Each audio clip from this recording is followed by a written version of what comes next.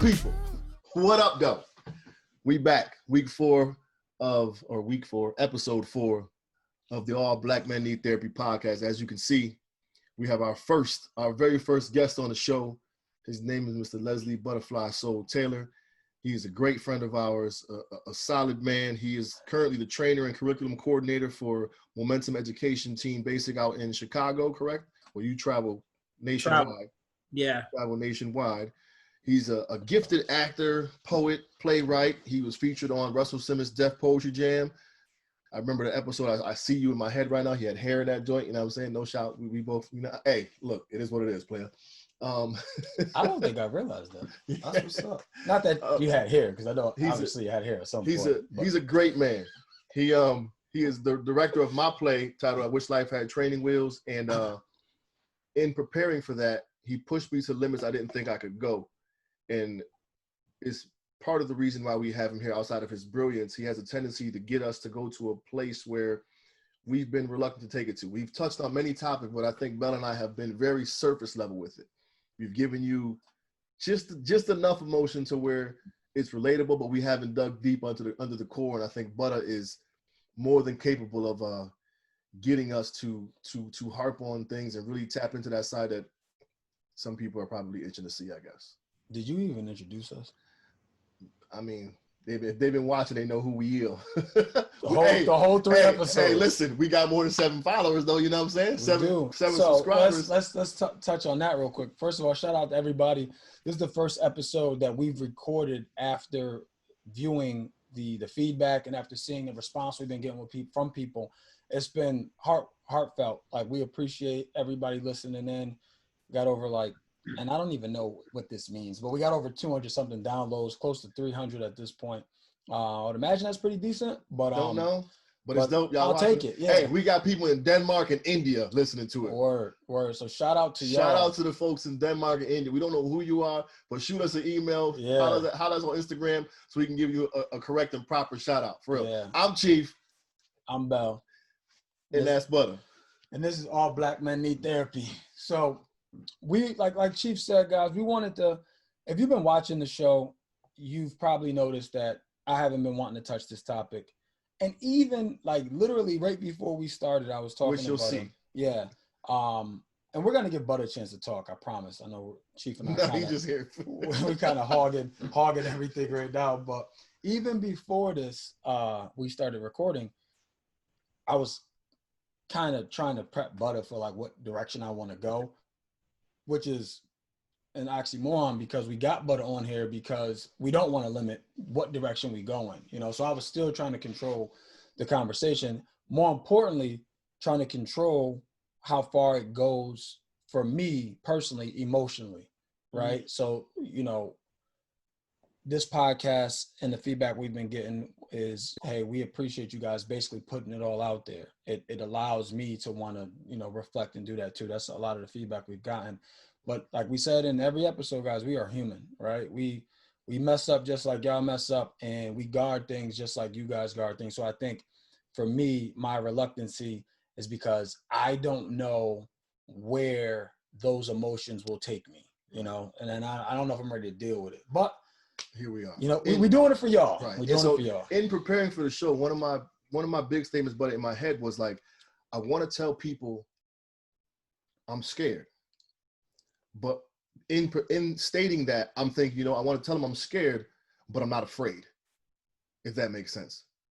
You know what I'm saying? But to me, that resonated you still trying to cover up the, use the macho to cover up the emotion. Right. You know what I'm saying? Because it's true though. I'm scared, but I'm not afraid. If that makes sense to some people, you know what I'm saying? So the analogy, you about to get jumped, you scared, but you'll fight everybody, right? Because you have to, right. You know what I'm saying? But it's not something that you want to do necessarily. You just, I guess, everybody lives with the ultimate. We never know, but that weight is even more so on us as Black men. There's a fear that people outside of Black men don't have to live with. Right. When we see them Berkeley cherries in the background, it's like when the white guy gets pulled over, at no point and ever is he thinking, I may lose my life right now. Right. You know, I may lose my life after getting pulled over for a broken taillight. No white guy has ever sat there and thought that. Well, I would assume. Right. And if they do, they don't think about it as often as we do, probably. It's every time. I mean, when you see lights coming at us and we driving down the street and they come in the opposite direction, it's like, I'm gonna pause you for a second because my man Butter has just been sitting here listening. Nodding. Like we have Butter. You know, tell the world who you are, Butter. I told him already. How you know that's enough? Like, let that man talk. Yeah, listen, I literally can listen to you all day. It's really, first, I'm honored to be the first guest. I'm honored to be here. I appreciate what you all are doing. And I'm a fan of you both. So I think the thing about fear and afraid, you all are also fathers. Right. And neither one of you knew how to be a father before you became fathers. That process can be scary. But after those first couple of steps, you stop being afraid. Right. You got into the business of raising your child and being amazing and exemplary men in your community. So you have I think we all move in that space. I'm a father and a grandfather, so I get it from that lens of there are things that are scary, but I can't be afraid. Right. I don't really have the luxury. I don't know that we have the luxury to be afraid. I think afraid is a great concept, but the reality of it is, like what Bell was saying, we don't stop. We just keep moving. Right. Right. And again, I'm Leslie ButtaFlySoul Taylor. You can call me Butter. Most teens know me as Uncle Butter or Theo Mantequilla. So Mantequilla. Oh, see that? Yo, see what I just did? Somebody was talking about how I laugh with my whole body. Man, that's how you're supposed to laugh. Every time I laugh, I lean back. That's how you're supposed to get a good laugh in. Anyway. Yeah, you got to laugh from your whole self. Right. Right. So let's get into it. What are we talking about tonight, gentlemen? So current events, and so this is good too for those who are listening. We mentioned Butter in, I believe, the first episode. We shouted him out as to why we moved the episodes up, and we moved it up because of current events. And this is ironic too. We moved it up because of current events, but I'm not ready to talk about current events, which is just crazy, right? So that is where we are today. Like current events, obviously, you know, George Floyd being one, Ahmaud Arbery, Breonna Taylor. Like, unfortunately, the list goes on. You know what I mean? So that's why we felt it necessary to touch on now, because it's stuff that we're all dealing with and we're all thinking about in one shape, form, or fashion. And, you know, I think it's good for the people to just hear our perspective on this. And not to mention it falls completely in line with the therapy necessary or needed because of these events, you know? Yeah, I mean, you know, PTSD is a real thing. I just hosted a Black Teens Matter last Sunday. And a lot of the conversation was around how these young people are returning to school in August. And like, so for you all, and you actually came on one of the calls, Bell, and that same young man hosted the event. And so because of that, he had, and he identifies as Afro-Latino. Yep. And so he really spoke from his heart passionately. He's 13 going into the 8th grade. And he moved this group of people because like this is impacting all of us at all levels. There's no way to get around it. There's no way to get under it. We got to go through it. And so that's why the conversation is necessary. And I think it's responsible though. I just want to acknowledge your self-care. It's responsible to say, I'm not ready to have the conversation. Right. And then now to even kind of feel like, I'm more ready than I was before. It's still an acknowledgement of self-care being present. That's a big deal. Right. No, for sure. You don't want to like minimize your self-care. That's a big piece. And that's almost like a double entendre right now, because it's like self-care within self-care, as in the right. podcast being right. self-care. Right. And before I forget, just so I can make an outline of what this episode is about. So we obviously talk about current events, talking about the psychological toll, the emotional toll, right? And then we'll close it off with like the hope that I do have and that we have for the future. But so I pulled up some statistics, Butter. Mm-hmm. And 1 year from today, as of a year ago, 1,026 people have been killed by police. As of right now, from January 1st until right now, 498 people have been killed by police. We're halfway there. How many of us Black? It didn't. Well, I know 64% of people killed by police are Black.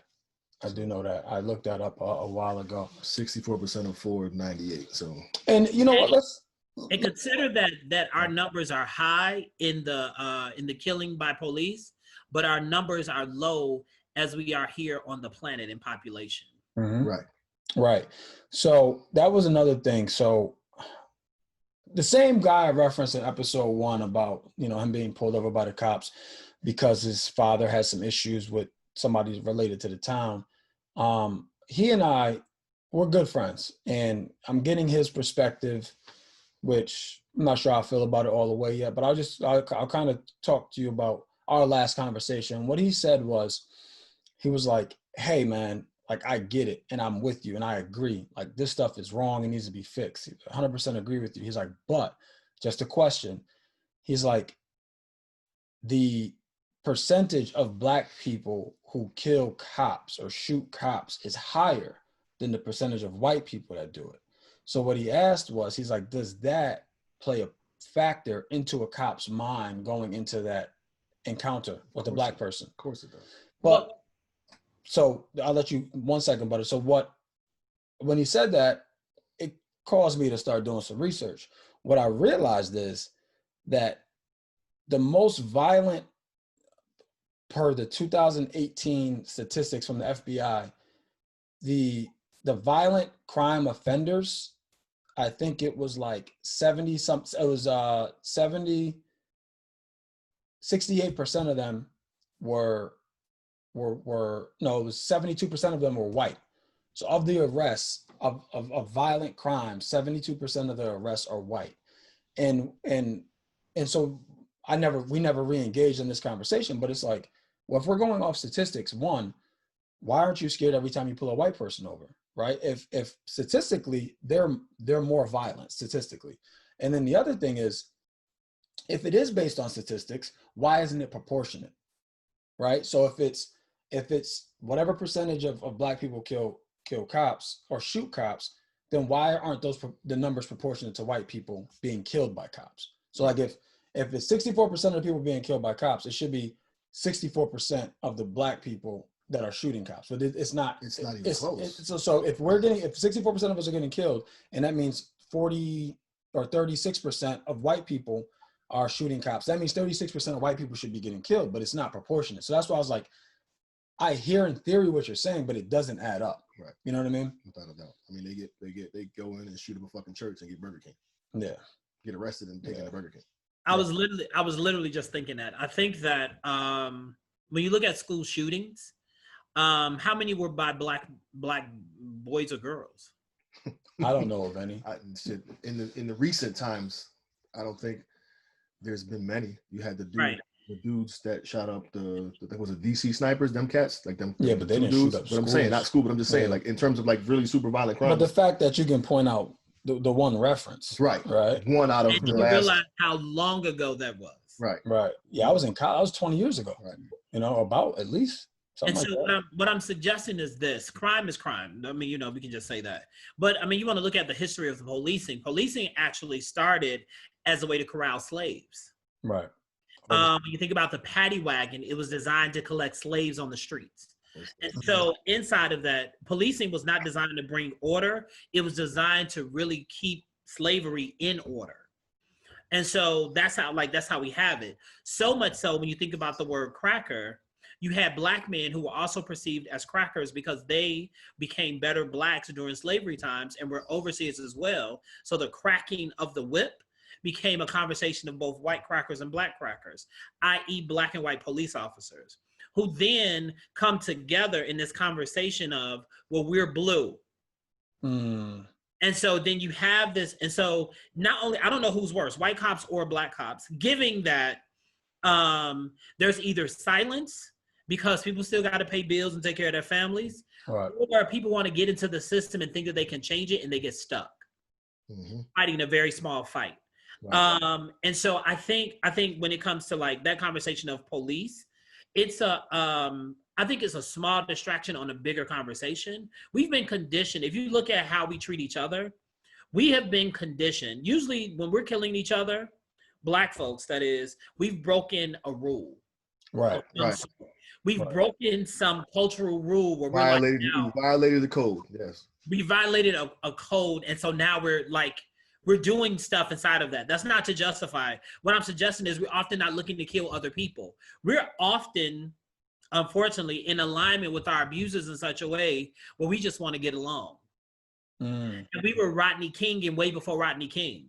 Because if you look at like plantations, you had more slaves on the plantation than you did white folks, and none of them thought to run until they thought to run. Right. It's all conditioning. Think about that whole idea of you being fearful if the police is coming in the wrong direction also suggests that you've been conditioned that you're already wrong. Right. No matter how successful and educated you and Mike are and the things that you all are doing, because you are men of color, if a police shows up, you are already wrong. Right. Like in your mind, you're going back to all the stuff you did, stuff they don't even know about. Did I take that candy bar? Did I call that young lady back? What did I do wrong? Right. And so you're in all of your wrong, and we have these police as right. And so we get stuck inside of that conversation, but we don't look at the enslavement of people, but we teach people that we were slaves, and we never were that. We were enslaved. Someone took our rights. And so, but in taking our rights, they also had to steal this land from the indigenous people. And so we don't talk about how they traded us to them and taught them how to enslave us as well. And so then you have all of those things in it.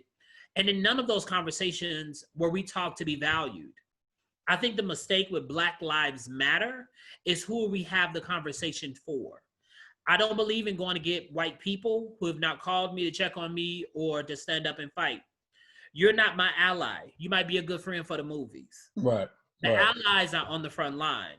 And so, and I think in a conversation of mattering, we just need to get that we matter, period. And stop going to like people who are outside of us to get our mattering. Like it's like we want permission to matter. Right. But if you look at science, we are all matter. We just need to take up more space. Right. And it's interesting that you say that, man, because being in corporate America,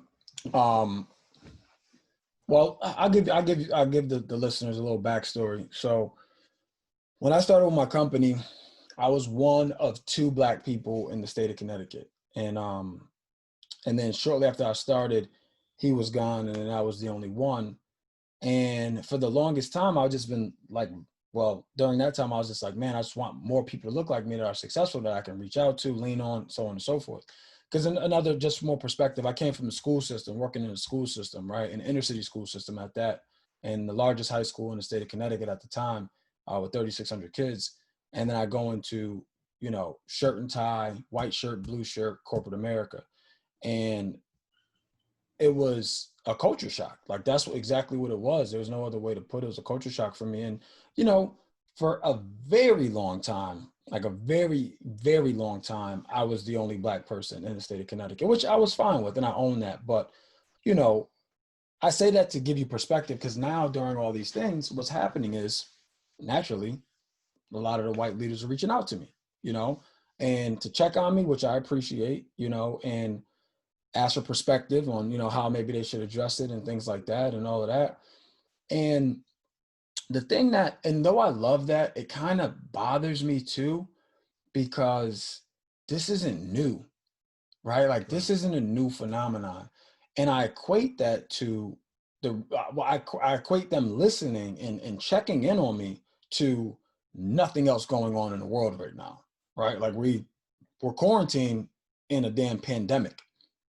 So if they ignored it, now they're complicit, right? Like if you ignore it when there's absolutely nothing going on, right? Like now that says more about you, But even then, it's when these things happen in a normal functioning society. When these things happen, it's that moment, oh shit, and then a football player slaps his wife in the elevator, and the conversation's forgotten. 2 rappers got beef, and the conversation's forgotten. It's no, you know what I'm saying? It goes away. Yep. But that's the fucked up part about it, is that it only takes for the next event, no matter how big, just 2 marquee names in the news, and the Black man that was just murdered by police on camera is completely forgotten about, washed away. Yeah. So I was going to say the thing that we're talking about right now is maximum capacity. And George Floyd was our maximum capacity. He was like the 101st incident that literally shifted the planet. Right. people will say disparaging things about his past and and all of those things, but what's more important is his now. It was like, unfortunately, Black folks always need a Jesus. And so Floyd had to be the sacrifice. Right. And so, we become zealous for a little while and then we keep calm. My hope is that we keep the June 2020 energy. Right. June 2020 felt more like Black Power and less like Black Lives Matter. Right. And so I would like to merge those two conversations and have it be Black Power, Lives Matter. Right. So that we get to move inside of that lane and that lens. I think being in a situation where white people are coming to you and saying, hey, what do you think we should do? I think the reality of it is, number one, they respect you. They respect your opinion. They respect your voice. What you have also taught them is that you're the standard. And because of that, they want to know how to keep the standard. Right. And so we need to check in with him. So you want to be clear that if you're not using your voice in that space, it's only because you don't want to. Right. And so there gets to be other conversations. They don't get to just come to you for this. Like you said before, I keep hearing people say, well, this has always been going on, but it hasn't been going on like this. I don't know about you all, but I feel like I've been dropped in the middle of a history lesson in real time. It's like, okay, I need you to learn all of this stuff about the United States. I'm like, I don't like social studies. You need to learn how the Confederate flag was created. You need to learn where policing started. You need to learn. These are the things that I day to day wasn't interested in. But as I work with young people and trying to get like their psychologists and their social workers in their schools and even their educators who all know this, that when these kids come back to school, they're going to need somebody to talk to, and it won't be like math and science as usual. It's really going to be, how are you doing? How are you processing? And then everybody won't have language. You're going to have people acting out and things like that. I think in your case, that's your brain, I think, went to right to protect yourself. Like, we ain't ready to talk about this because I'm mad about all this other stuff. Right. You all were in organized sports. You both played football. Consider, right, all the stuff that went ignored because you were taught it was a part of a brotherhood of football. But if you step back just a little bit, you can see that some things may not have been, because we're conditioned to like be a certain way on the field and in the locker room. Like, I thought for sure you all were going to talk about Colin Kaepernick and the whole conversation of now all of a sudden, he should definitely be on a team. I think with our background, that's probably what's more expected from people, but we're trying to give them a different perspective. But you mentioned a couple of things, Butter, that I think I want to touch on, and it kind of off base a little bit, but you mentioned the merging of Black Power and Black Lives Matter. And you said prior to that, you said every Black person needs a Jesus. And I can't remember the exact quote, but a while ago, it was a comparison between Jesus and therapy, and how a lot of Black people oftentimes use Jesus as their therapy, when in actuality, they probably need to go to therapy. Or trust that Jesus has blessed this therapist with a ministry of psychological healing. See what I did there? I see what you did there. That's a sermon right there, boy. I preached that. No, it is. Put it on scripture. Put it on scripture. But you also mentioned when the kids going back to school and needing that outlet. And the unfortunate part about that is the outlet that they may be seeking doesn't exist in an educational setting, as in 2% of African-American males make up the educational population. I didn't know that. 2%. 2%. Not only that. When we look at education, if you just really track IEPs and things like that, you'll be surprised to find how many men of color, and especially men of color, but men and women of color who have IEPs, some of them go unchecked or unseen even by the parents, just enough maybe to get a signature, but there's no thought out plan. So a lot of those young people don't know that they can go to college with that same IEP and get longer test times. They can get different kind of support having an IEP. The thing about the IEP, many of our young people are misdiagnosed. What is actually a behavior disorder will get charted as an IEP. No, it's the person can't sit still in class. Let me write an IEP. And then some educators, not all, won't go back. And then parents are educated enough to know how to manage or navigate the IEP. And so that becomes a different problem. Given that in 3rd and 4th grade, our children are being tracked from school to prison. Right. School to prison pipeline. Yeah. So now we're steering our students. So what he's saying is based on the test scores of 3rd graders, the government now decides whether or not they're going to build more prisons. Right. That's on the test score of 3rd graders. I didn't know that. Yeah. So well, and the other hit is sophomore year. Sophomore year is the other hit. They don't talk about that, how you have in the sophomore year of high school, they begin to steer those students who they think are going to be holdovers out of school. Steer them out of school? Mm-hmm. Yeah. Remember with the age bracket of not being able to go to night school until you turn 17 and not doing well in school, so they're in that window. Yeah. You know what I'm saying? Yeah. So like, this is so that's racial systems. We know like racism, in your face, negative words, disparaging words. But when we look at system, like if we're going to defund police, we need to refund education. But that's been an argument for years. Yeah, without question. But more so, when these kids return back to school, I implore everyone in the school business, in the school industry, in the educational system, to understand that some of these kids may be acting out, because oftentimes as Black men, as inner city youth, as teenagers, as adolescents, the only emotion we can readily identify with is anger. Yeah.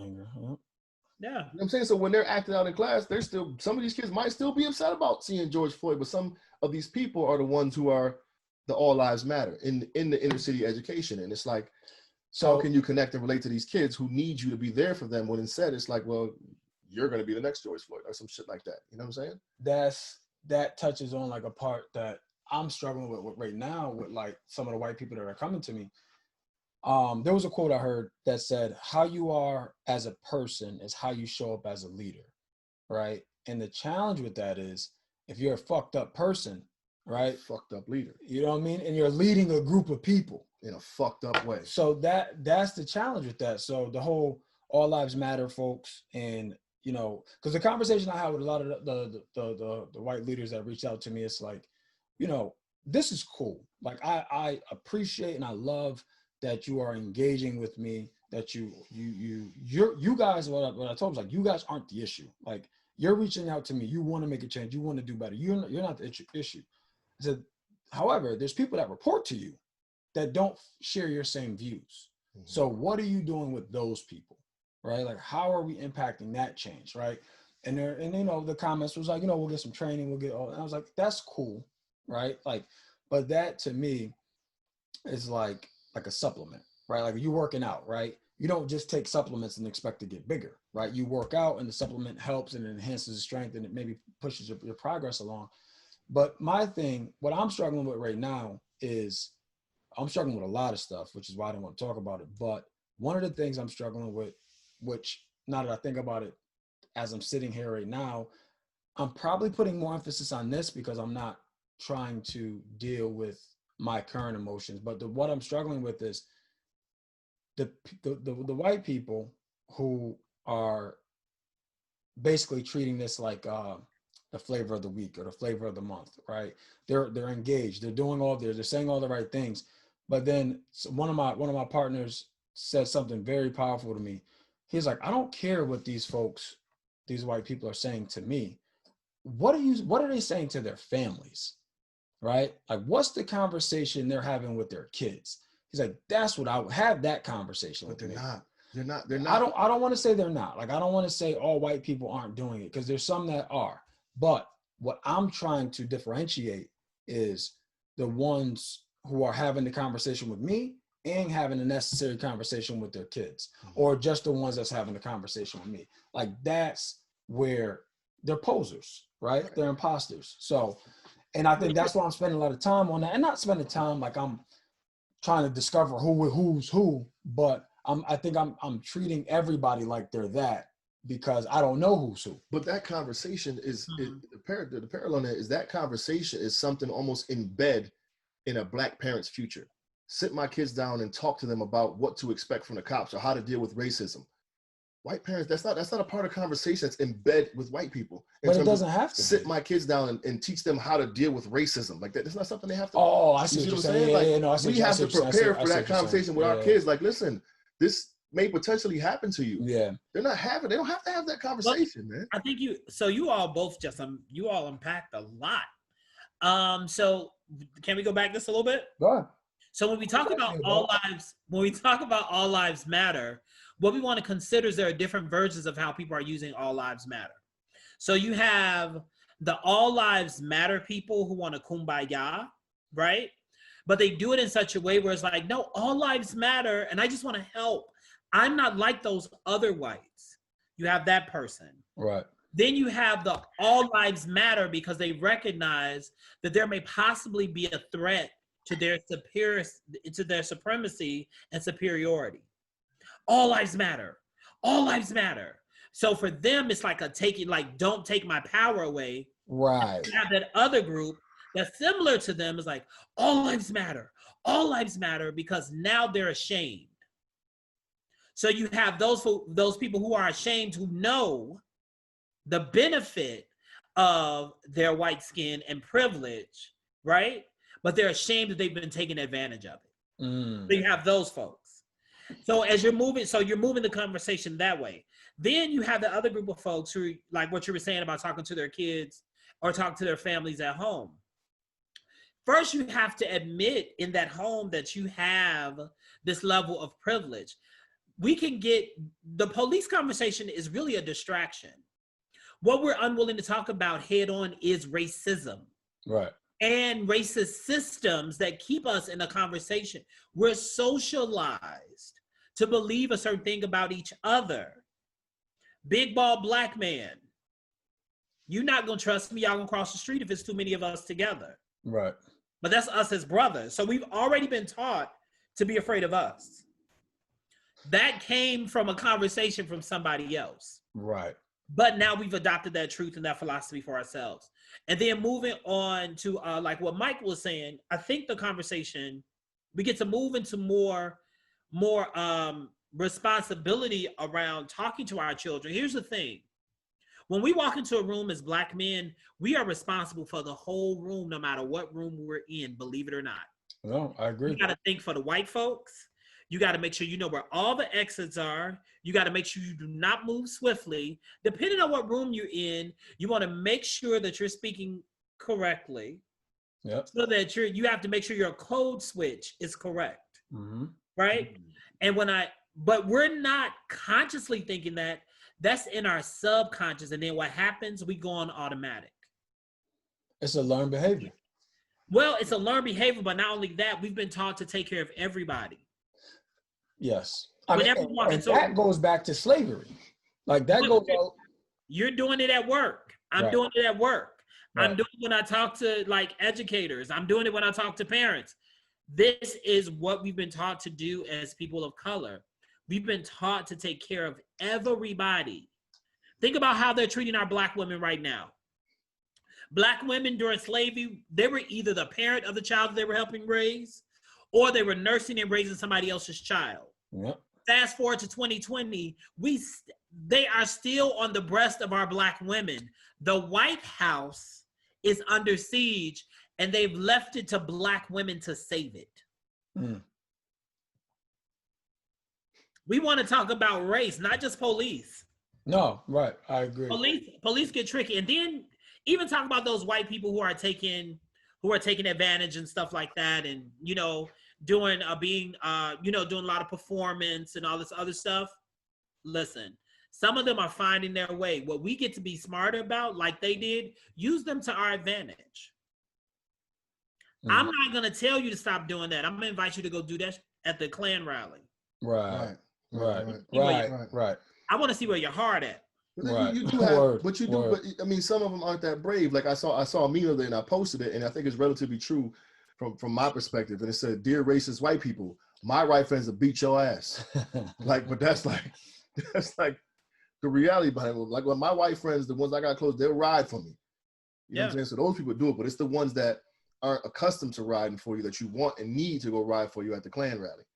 Well, here's the thing. I think the mistake is you can't make the able willing, but you can make the willing able. Mm-hmm. So you pour into the people that want to do it. The ones that don't want to do it, you put them where they are. And that goes back to what I kind of was, again, for lack of a better term, focusing on, which is the white folks at my job that's in positions of power, right? Like I said, I started by saying like, hey, you guys aren't the problem. Like, I'm gonna let you guys go do your thing. You go work, right? But it's now our job to not convince, but to change the minds of some of these folks that have this negative thinking. Can I pause you there for a moment? Can you go back to what you just said?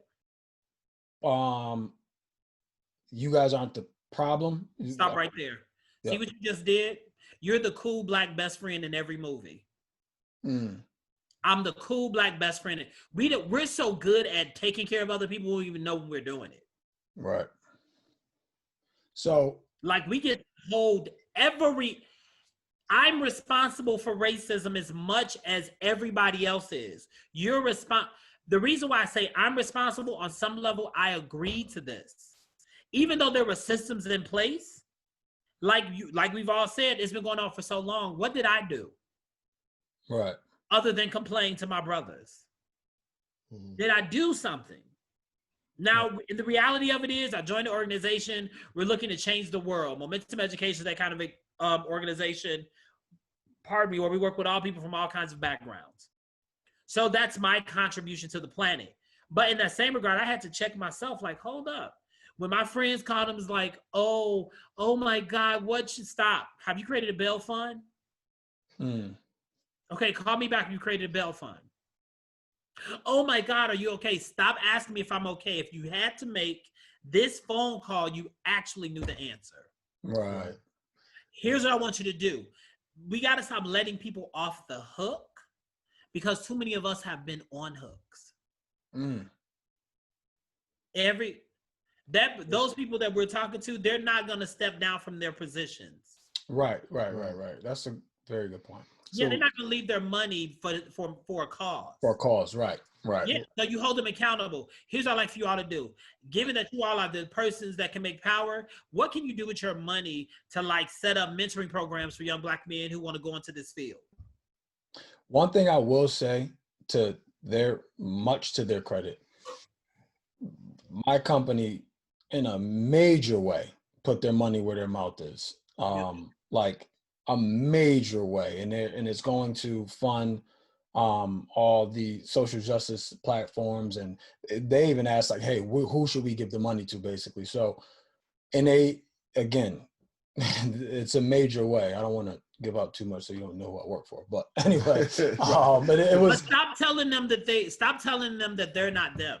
They've benefited from the system of racism. They've benefited from their whiteness. Yeah.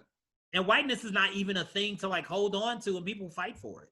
Right. So there was again, memes and some I saw online that said, this is specifically for those who have such a difficult time wrapping their heads around and accepting the irrefutable facts pertaining to the existence of privilege. It's a privilege to learn about racism instead of experience it your whole life. Yeah, like, listen, man, so for me, this conversation looks a number of different ways, because I'm also looking at people who have come out about, Black Lives Matter, and, there are some gay folks who were like, hey, what about us? We can't march comfortably. And I'm like, this is not the time for that. We got some housekeeping to do in our community. Right now, we need to focus on police brutality. It's not to dismiss it.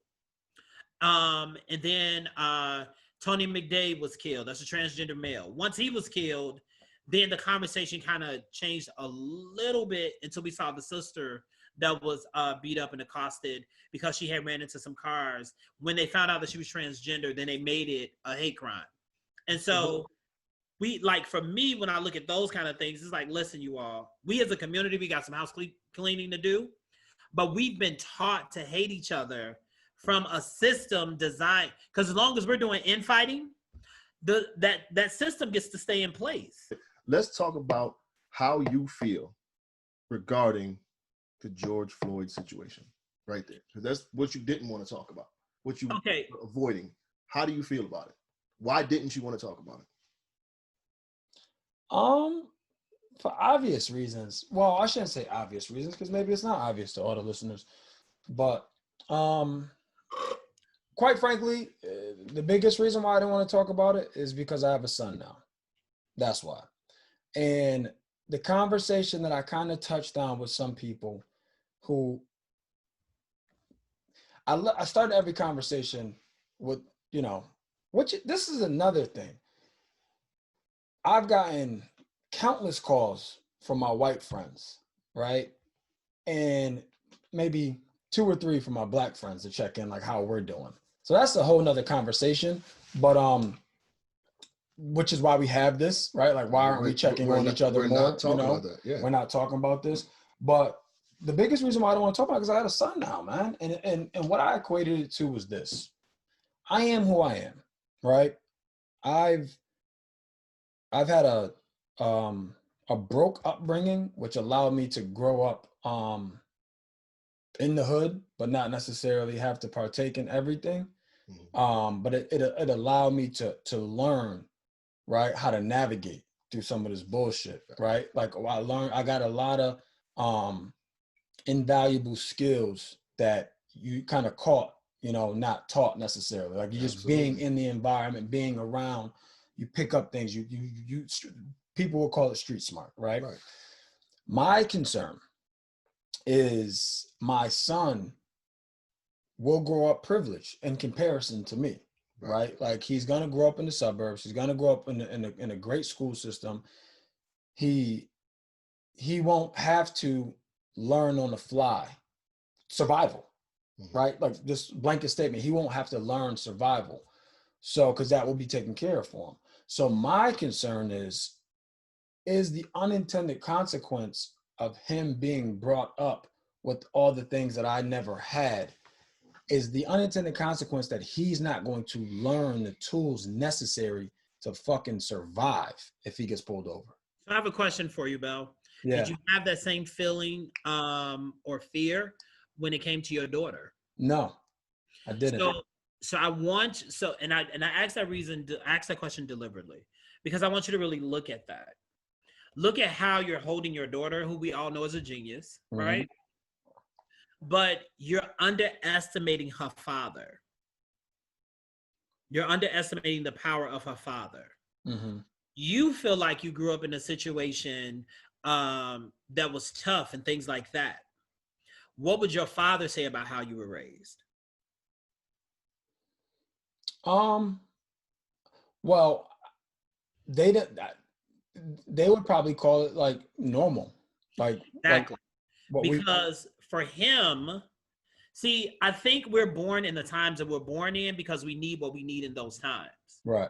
You needed to learn the kind of hustle, because what you were getting wasn't just street smarts; they were portable skills. I was just going to mention when you're in a boardroom, right? I was going to mention that. And they know that version textbook, you're like, okay, I got you on textbook, but you know what? When I was in about the 7th grade, such and such happened. And you can almost see what's about to occur, right? Because you have those other skills. Your son may not need that. His father is on a platform talking to Black men about the idea that, you know what, we all need therapy. Like, give yourself the gift of therapy. Your son is coming to a world. He's absolutely privileged in that he gets the privilege to come into the world a man of color. So we already know that he's coming to the world strong. Right. Not only is he coming to the world strong, he's coming to an educated father. And so, and an educated mama. So when he comes so now he's in the world educated, right? By these 2 parents, school is paramount. So now he's already going to be moving with a certain level of pride. And what's your last name? Bellamy. And so now he has the privilege to hold the name Bellamy. And here's your responsibility as a Bellamy when you leave our house. Right. That's the conversation that you get to have with your son, so that he recognizes he's not just going to school for him. His responsibility is to be a Bellamy. And this is the kind that you need to be if you're going to represent this family. Because one day you will take that same name and share it with a woman like Dad did. Right. See, so the conversation gets to shift. What I love is how much your son, listen, anybody that knows you, that knows your daughter, knows that she's your world. Right. But you let us in on a secret. Your son is your universe. Like, it's something about him that you're working extra. It's like you're doing overtime. You're doing overtime. And so what I want you to do is allow him, don't be so afraid to let him touch some of the corners. Mm-hmm. Right? Let him know when stuff is hot. Let him know not to jump off that. But every now and again, let him touch the corners so he knows that the corners are out there. Right. But you don't want to instill fear in him, and don't like create someone who's not going to want to, like, who won't jump. He'll move comfortably. Right. You know what I'm saying? Like, and I tell you and Mike this all the time, and I guess this, now y'all gonna know, y'all hold him accountable for it too. Like, when it come to you all, I don't think you all get sometimes that you all are the prototype. You all are the standard what it is to be a man, regardless of what your history has been. And so it might feel uncomfortable, it might feel like a lot. As Black men, I've watched your peer circle, being around you all. I've watched men of all races, men of all cultures, well, there's only one race, but men of all cultures come to you all for support, for advice, for food, for I'm about to leave and y'all like, I think you probably should stay, work that thing out, right? Like, you all have been there for so many people, and it's great to see that you all are matriculating. And so imagine what your father must have gone through sending his son to college. Right. Because he prepared you for all of that other stuff. Was he equipped enough to prepare you for college? No. Yes, he did. Well, he was prepared to, like, what I learned in the house prepared me for the world of college. But I thought you meant like you were talking about education. I thought you meant like the education portion of it. You know what I mean? He just trusted. He trusted that you were going to do what you did in high school. Right. He trusted you were going to do it in elementary school. You have to trust that all the stuff that your dad imparted in you, you're going to impart it. What's your son's name again? Chase. But come on now. Like, if you want to consider that Chase was designed to run. Like, there's no quitting in Chase. Right. Right. And so I think will bountifully happen regardless. Yeah. Right. But I think with both of y'all sons, we already know they're going to be tied to sports. We already know that they're like, there's certain things that your three sons are going to like, you know, y'all together, y'all have three sons. Y'all going to have those young men. I'm not worried about your sons. And thank God that you can put your son in a house. There's nothing about bragging about struggling is not bragging. Right. Struggling is a mindset, because you can be in that house and still be struggling to pay the bills, because then you're living above your means. You designed your life in such a way where you're able to encapsulate all of the things that you've learned, you allowed your past to teach you how to pay yourself in your future. Right. Your son might be doing a lot of stuff, but he won't have to worry about college. Right. Right. That's the difference. But what's great is that you're going to teach him how to earn it. Give him what he needs. Even with all that being said, but I think there's always, unfortunately, that underlying fear, that underlying what if. I mean, every parent has it, but it's just so much more ingrained in the Black man, like that fear of what happens if my child blah blah blah blah blah. And as a Black man, like, I'm sitting here and I'm just thinking, I'm like low key getting teary eyed to think about my kids, and like just the fear I had. Like, that's the parent's worst nightmare. My mom did it. You know what I'm saying? Having to lose a child. And it's like, it's just so unfortunate that we as Black men, and Bell is probably the prime example of just taking what he's taken from the inner city and brought it to corporate America. And I'm certain he may not even be aware that he uses a whole bunch of shit that he learned in the streets in this corporate America job tenfold. And that's what he's going to put into his child. But he's still in the back of his mind is like, how do I prepare my baby for this fuckery going on out there? Yeah, that's not going to change. That's good parenting. That's good fathering. You can have two kinds of fear. You can have a fear that will have you paralyzed, but you can have a fear and it'll keep you moving. What you all have is a fear that's still keeping you moving. When you talk about racism and you're talking about these young men and the conversation of a George Floyd, you get to have this conversation. One of the conversations that came up on our Black Teens Matter call was, what's the best age to begin to talk to your child about racism? And so the conversation then became when they're able to understand it. You got to have the conversation. The fear is not, if you're already fearing in this way and they're babies, if you don't get this, like, if you don't learn to manage this now, you won't even be able to handle it when it comes to high school. Right. So you got to give yourself permission to say, hey, this is what you do. These are all the things that you do. Our parents send us out to school every day. It's a revolutionary act to send any Black child outside, especially our men. Right. It's literally a revolutionary act. Like, yo, I'm doing this in protest of you trying to make us stay in and be nothing. And so what you all are doing is a powerful conversation because you all love these young men. But if anybody didn't know y'all love y'all boys like that. Right. When the knuckleheads get to knucklehead and y'all like, whoa, let's everybody chill for a minute. Put your drinks down, let's talk. Right. That y'all got that from the men in y'all lives. Or you became those men over time. Your sons get to be raised by those men is what I'm suggesting. Like, I hear the fear, but I also hear the love. The love is far more paramount for me in this moment. Yeah. And what I'm getting from this, Butta, is it doesn't have to be like what I'm hearing from you is that knowledge that I'm afraid he's not going to gain because he's not in the same environments as me. What it sounds like what you're saying is it will be understood, right? Like that background, you know, the what's made me tick and what's made me do well in certain areas is a part of him. Is a part of him and will be bestowed upon him, like just in my teaching, in my regular like parenting. And consider this. Think about all the stuff your dad taught you where he didn't yell. No, for sure. But he let you bump your head. Right. And then he had you come back and go, you ready to talk now? Right. No, for sure. Listen, anybody, Monday, go sit down. Context clues. Yeah. Right? It's like he replaces the N-word with Mondays. You call people Mondays. And so that I thought that was so genius. Because your father grew up in a time when that word took power away. Right. And, so and in the South, on top of that. And he refused to adopt it. Shout out to Cottondale. Now, imagine this, that he looked at his son as a child and said, one day my son is going to have a podcast to talk about things that are important to Black men, especially therapy. Let's keep going. Yeah. He never saw that. Right. He just knew that he was raising greatness. Right. That's all he.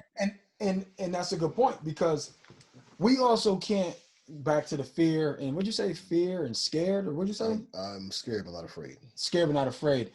We can't let that be debilitating either, right? Where it's like we're so concerned about this that's all we focus on, and then we forget about all this other stuff that he could be learning in this time, instead of us trying to, you know, give him all this stuff so if he ever gets pulled over, he knows what to do. It's like what happened, and like what did we replace that with, right? Like if we're doing all of this, what aren't we doing? You know what I'm saying? So that's. Can your son talk?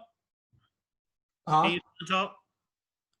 Say it again. Can your son talk? Is he talking now? No, he ain't talking yet. Right. Here's what you do. Go get him a Black Lives Matter t-shirt for infants. Take the picture and remind him of when he was born. Mm. That's the way you do that. Right. You were born in this time. This is what was happening. Right. And I took this picture so that to hold it in history for you. Like, you give him back his history, you give him back his wisdom, like by like really like marking those times for him. Right. Music does this for us all the time. You'll know what the year and the time was, like things like neo soul. You can almost go back, gangster rap. Music has been doing that for us for the longest, and we've been like missing it. But you literally can pinpoint era based upon music. Right. Give your child his music, and like have him have those things. Back to the original point about George Floyd. I'll answer it since you couldn't. When I saw George, a number of things went through my mind. 8 minutes and 47 seconds.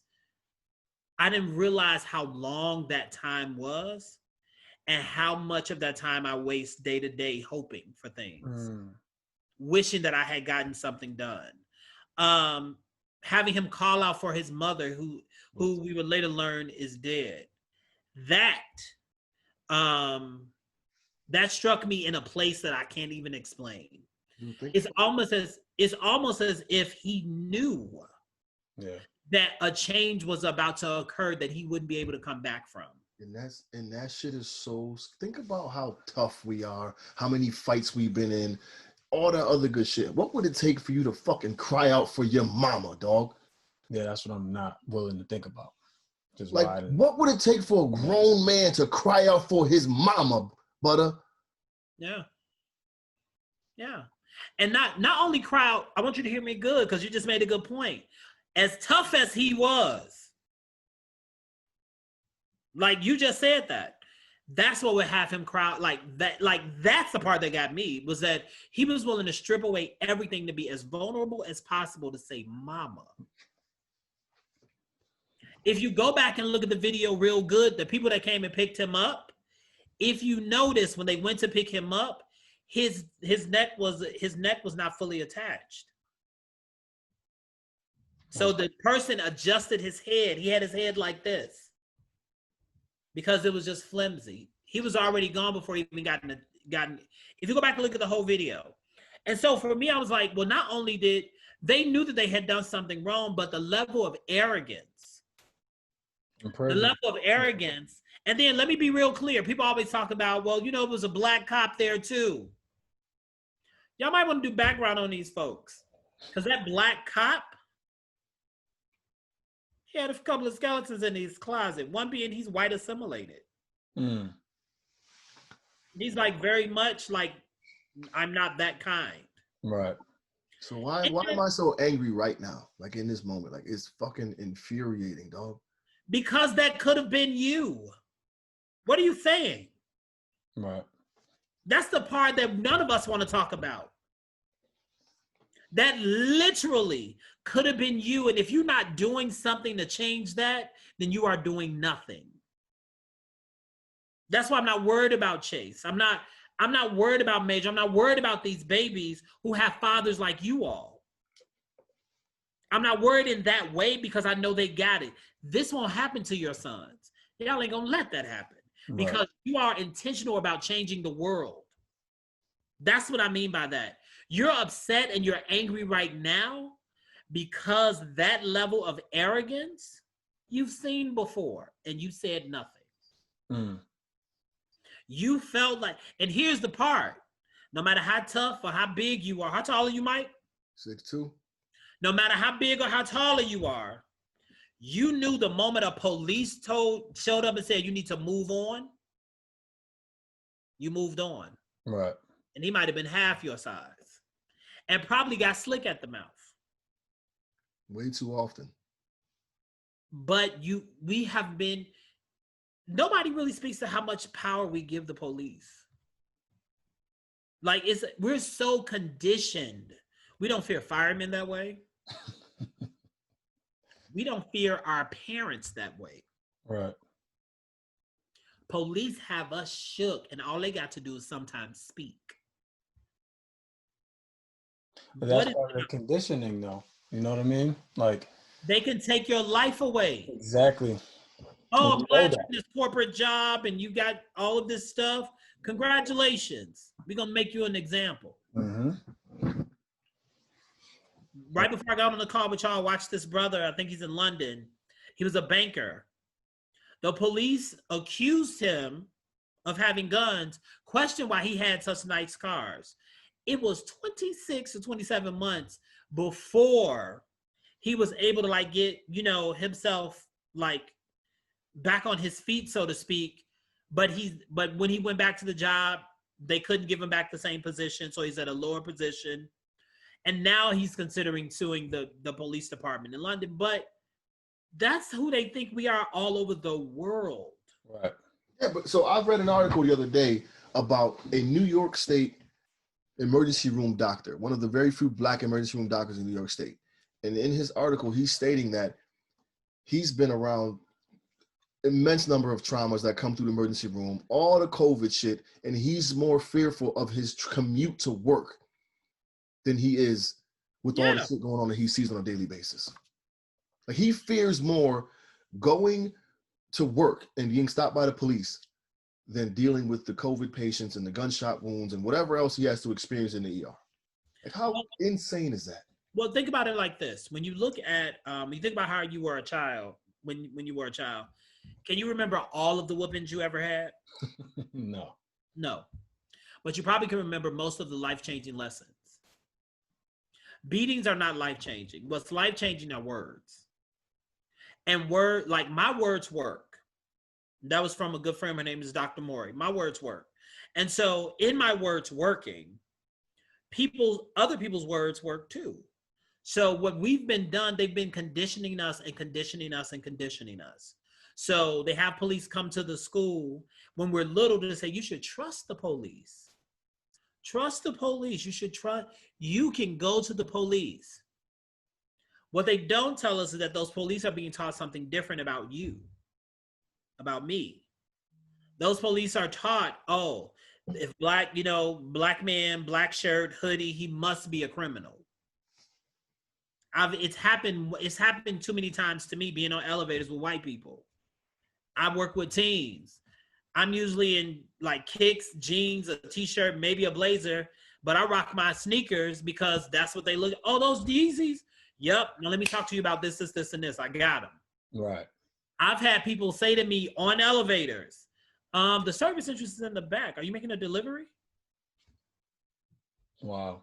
And walked into a training and I was the trainer. Right. I strategically did that at one event, like dressed and let them stereotype me as they walked in, and then went in and, did my thing like that. Yeah. But we're taught to be okay with that. Even like with brothers who haven't called to check on you. You understand the PTSD that we're under? Like when you all told me I was doing this podcast, I was like, yes, because you all are the bridge, I think, for so many who are afraid to go to therapy. Without question.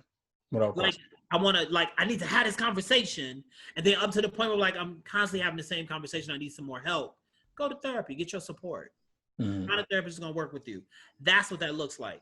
I think that we get stuck trying to fix systems of oppression and systems of racism. There's been, in order for many women to be abused, for children to be abused, they're first conditioned by their abusers. Mm-hmm. A little bit at a time, a little bit at a time, a little bit at a time, a little bit at a time. And then that abuser gets to a place where, like, oh, I can do this now. And then it goes more and more and more. Well, what's been happening to us as a race, our abuser has been conditioning us over time. So much so, when you look at how, sometimes how women are sex trafficked, now the abuser is not abusing them or conditioning them or recruiting them. Now it's the other young ladies they've abused are now doing the recruiting. Right. So now I go back and say, Bill, Mike, y'all be good. Y'all be good. Now, I understand where y'all coming from. Y'all be good. And before you know it, I'm now conditioned you, but I'm proud of myself because I didn't talk to you and I didn't got you in place. And then I go to look at and then what he does, he slaps me. Because he's conditioned for me to believe that he's a master. And they were never masters. That's what they called themselves. Right. The masters of what? And so that's what that looks like. Because now I'm going to somebody who believes himself higher than what he is. I got a little bit of self-esteem, but not enough to move past where I'm at. And I can't let you move any further. That's why we still got people on the street that are homeless. It's a system in place. Mike, Bell, go to work tomorrow. You're going to step over 3 homeless people. Right. They're just there as a reminder that you need to be at work. And y'all need to be good black boys. Because we're not quite ready to see you as black men. Right. That's what that my timer just went off, but we were at our hour mark. So we're gonna be, I don't know if you want we can keep going, we can start tapering it off right now, but Man, it's been real. I'm still like I just in having these conversations, like I don't know, for a moment ago I was like just like filled with like a rage, man, and I really, it's difficult to explain, but I guess we kind of did that. But I'm still like I got angry for him. I mean, there's one, I don't feel like you need to explain it, right? Now I know you may have just been saying that for context, but I don't think you need to explain it.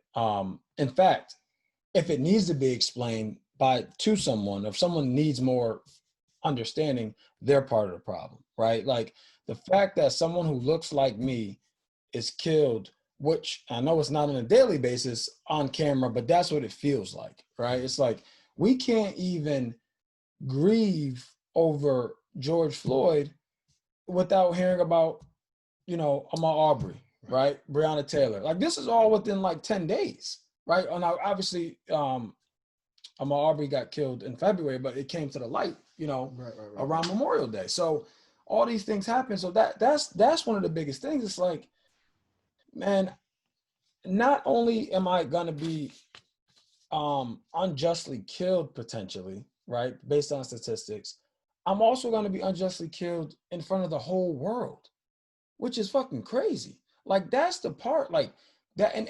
we can go down this path if you want. But what does that do to your psyche? What does that do to your self-worth as a person? To know that I am not even worth someone stopping this person from doing this. And on top of that, we're filming it to get justice. But as a result, the unintended consequence of that is everybody has to now watch it, right? And then now what is the psychological toll that does on everybody who's watching themselves, a version of themselves being killed? Like what it and I'm not a therapist, right? Like the disclaimer, but it can't be good for you, right? It can't be good for your self-esteem. It can't be good for your self-worth. Like it can't be good for any. You have to be a strong individual to continue to push. Like that's why I say we're such a resilient people, right, man. We are, and the fact that we're here doing this, and I'm able to one, identify that anger is in fact the first emotion that comes to me, but I'm also sad, I'm also afraid, I'm also discouraged, and I'm connected to those emotions. And it's important that us as Black men dig deeper and dig beyond the anger to be able to express those things and understand that this is why I feel this way and deal with those things, because I go through these phases like a couple times now. I'm just like, my eyes are watering, just thinking about my kids, thinking about my future, thinking about my partner, thinking about my man over, you know what I'm saying? Like, it's a lot that goes into it. And like you said, we are the gatekeepers to every room we walk in. Yeah. But I think you all are asking and answering your question at the same time. Like when Bell says that can't be good. And we just had a conversation about Chase and what that brings about in you when you think about your son, and even now not being able to talk about it fully. Yeah, that's not good. And you're one of the ones that, he made it, he got out of there. Can you imagine the person, who may be a diverse learner, who's constantly being treated a certain way? Because see, here's what we haven't talked about with this whole George Floyd conversation. We haven't talked about COVID-19 or the quarantine. Right. Now, mind you, we were left in a home to stay for however many months or weeks. Many people didn't make a lot of money, so they're already on edge. You might have got $1,200. You might have got that additional $5, but you're not working, job gone. You have all of that stuff. And then not only that, you're like, somebody kills you. And then we judge people around looting and rioting and all that other stuff. But Yeezy dropped a new shoe. Nike dropped a new shoe. And then we tell them, go get a job and get that. And then they take advantage of this situation and they go riot and they loot. I'm not for rioting. I'm not for looting. I am for Martin Luther King and Malcolm. And by any means necessary, the message got clear that we too have a dream. And for us, it's to survive. Michael, as an artist, it's your responsibility to tell the story, right? Like, you have to talk about fear and scared, because people may not come to this platform, but they'll go to see you perform. Right. Bell has to have this conversation with the fellas, get a couple of beers, sit in the backyard and go, yo, y'all, let's just talk about this. How y'all feel about such and such and such and such? And then be able to be okay with the answers. Because you may not, or we may not like the answer Right. So to this question. So we implore the fellas out there to get your partners together, grab some drinks, and have open and honest conversations, man. Throw all the judgment out the window, and let's get some of this off our chest. It can potentially save a life. Yeah, and it can also mitigate or minimize the anger, right? Like if we can release some of this through conversation, right, and the open dialogue, it won't be pent up. And then the first time we're faced with a situation that we instantly put ourselves in the George Floyd situation or mindset where it's like, this is not about to happen to me, we could potentially escalate a situation that didn't need to be escalated because of our pent-up aggression and our pent-up anger. That is certainly going to happen. We are so scarred that the first encounter with the next encounter with a police officer says, protect myself, protect my life in all regards. And it may not be that situation, but we essentially turned it into that because we are so defensive and so hypersensitive. Yeah. And so, but here's the unfortunate part. Do you see what we're doing yet again? Justifying it? No. You're thinking for the whole room. Right. You're saying that the next time you're accosted by police is going to happen. Why aren't they having that conversation? Oh, the police, you mean? Why are they not in a conversation with each other going, okay, you know what? We need to be clear that the world is not with us right now. And when I show up, I need to show up a certain way. So, man, with that being said, Butter Man, we thoroughly appreciate you for being on and sharing your wisdom. I can't wait to cut this up and create my little 1-minute commercial because you dropped some gems on us, man. Your final thought, Bell? You kind of like open the show, he closed the show. It's kind of that end we created. And like we said in the first episode, you know, we're speaking for ourselves, right? Like this is how we're feeling. If you can take something from it, so be it. Like I said, I started off the show under contract as chief's therapist, so I'm going to continue playing my part, you know, and helping my man out. But no, like my final thought with all this, man, is, and it's not even what I wrote down on the paper, but my final thought for this is, you know, let's address what needs to be addressed, right? Both internally and externally. Like I said in the first episode, I'm not an activist, right? That's not my personality, and it is what it is, but this is my contribution, right? Like, one, raising amazing human beings, and two, one of my old players texted me today. He said, he thanked us. We both coached him. He thanked us for dropping the gems and stuff like that, and just being the voice and so on and so forth. And my contribution is not holding on to information that I feel like someone can benefit from. And in that being said, I feel like there's a lot of work that's going to be done in these times that we're all going to benefit from, right, as a collective. Yes. So, fellas, wherever you at, whoever you are, you ain't too hood to have a conversation with your homies.